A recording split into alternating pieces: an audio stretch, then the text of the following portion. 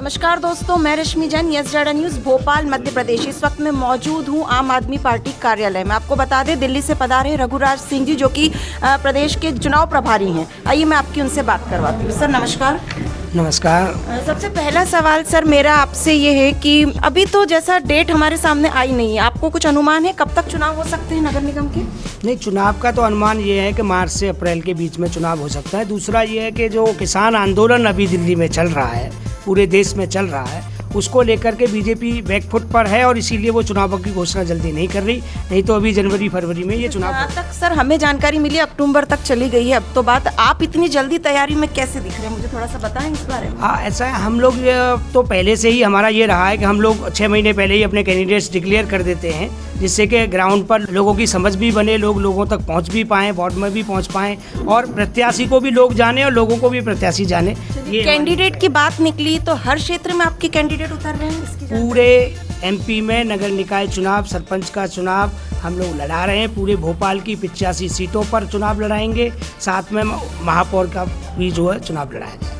और आप अपनी तरफ से क्या बताना चाहते हैं, बताएं। चुनाव प्रभारी हैं तो पूरी डिटेल दीजिए हमें, आगे क्या आपका लाइनअप है प्रोग्राम? हमारा लाइनअप है कि हर वार्ड में हम लोग प्रत्याशी उतारेंगे, हर वार्ड की समस्याओं को इंगित करके हम लोग जो है वार्ड कार्यालयों का घेराव भी करेंगे। चीज़ों को ये भी देखेंगे कि पीछे मैनिफेस्टो में बीजेपी और कांग्रेस के पार्षदों ने क्या क्या वादे किए थे, वो काम किए हैं कि नहीं किए, उन मुद्दों को भी उठाने का काम हमारे साथी लोग यहाँ पर भोपाल के हर वार्ड में करेंगे, जिससे कि ये पता चल सके कि वो लोग सिर्फ चुनाव लड़ने के लिए ही आते हैं, पैसे खर्च किए, धनबल का इस्तेमाल किया, गुंडागर्दी का इस्तेमाल किया, चुनाव जीते और फिर लूट मार शुरू कर दी। तो वो जो लूट हुई है उसको उजागर करने का, भ्रष्टाचार को उजागर करने का हमारे प्रत्याशी हर वार्ड में काम करेंगे। मैं आपका रुख इस तरफ करवाना चाहूँगी। सर नमस्कार, आपका परिचय? मैं फराज खान, आम आदमी पार्टी मध्य प्रदेश में प्रवक्ता। जैसा कि आज चुनाव की बात निकली है और आगे अभी प्रभारी जी बता रहे हैं कि तैयारी जोर शोर से शुरू कर दी, आप इस बारे में क्या कहेंगे?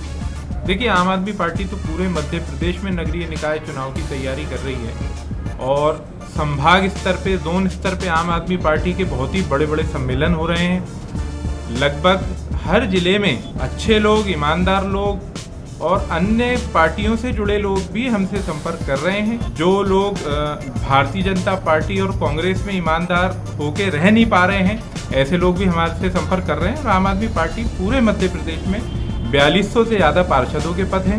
नगर पंचायत आपकी बात को 2 मिनट का विराम देना चाहूँगी। अभी आपने कहा कि जो बीजेपी और कांग्रेस में जो नहीं चल पा रहे, इस तरफ आने का रुझान, कुछ उसके बारे में डिटेल बताएं। ऐसा देखिए, बुनियाद पर क्या है? भारतीय जनता पार्टी के कई नेता जिस प्रकार से विधायकों को इधर उधर किया गया, उनकी खरीद फरोख्त करी गई, वैसे लोग भी नाराज हैं जो ईमानदार हैं कि कहीं ना कहीं भारतीय जनता पार्टी और कांग्रेस के लोग इससे नाराज हैं कि उनके विधायक बिक जाते हैं कांग्रेस के, और भारतीय जनता पार्टी के ईमानदार लोग इस बात से नाराज हैं कि उनके नेता दूसरे जाने, जो उनकी तो विचारधारा ही मेल नहीं खाती ऐसे विधायकों से। ऐसे विधायकों को लाके सरकार बनाई जाती है तो लोग असंतुष्ट हैं। और आम आदमी पार्टी में कई पूर्व विधायक और कई पूर्व जनपद अध्यक्ष जैसे लोग भी संपर्क में हैं। आने वाले टाइम में हम खुलासे करेंगे ऐसे लोगों का।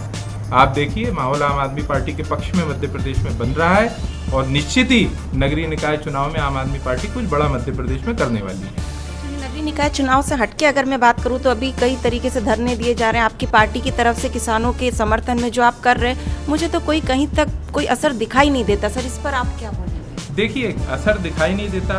पंजाब में तो हम विपक्ष की भूमिका में हैं और पूरे देश का किसान देख रहा है कि आज कैसे अरविंद केजरीवाल ने किसानों को सुविधाएं वहाँ मुहैया कराई हैं। देखिए, उनकी मांगे जायज़ हैं।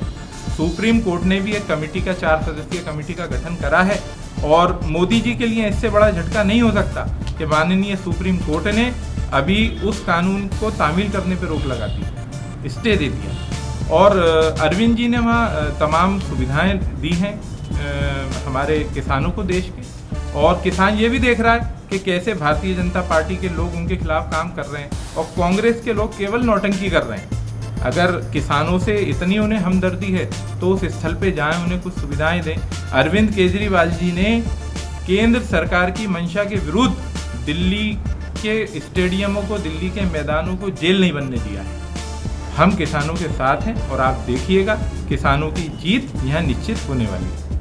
बहुत बहुत धन्यवाद। तो देखा आपने, मैं यहाँ मौजूद हूँ आम आदमी पार्टी कार्यालय में और जिला चुनाव प्रभारी से मैंने आपकी बात करवाई। अभी थोड़ा समय है, टेंटेटिव डेट्स भी हमारे सामने नहीं, लेकिन आम आदमी पार्टी पूरे जोर शोर से चुनावी प्रक्रिया में लग चुकी है।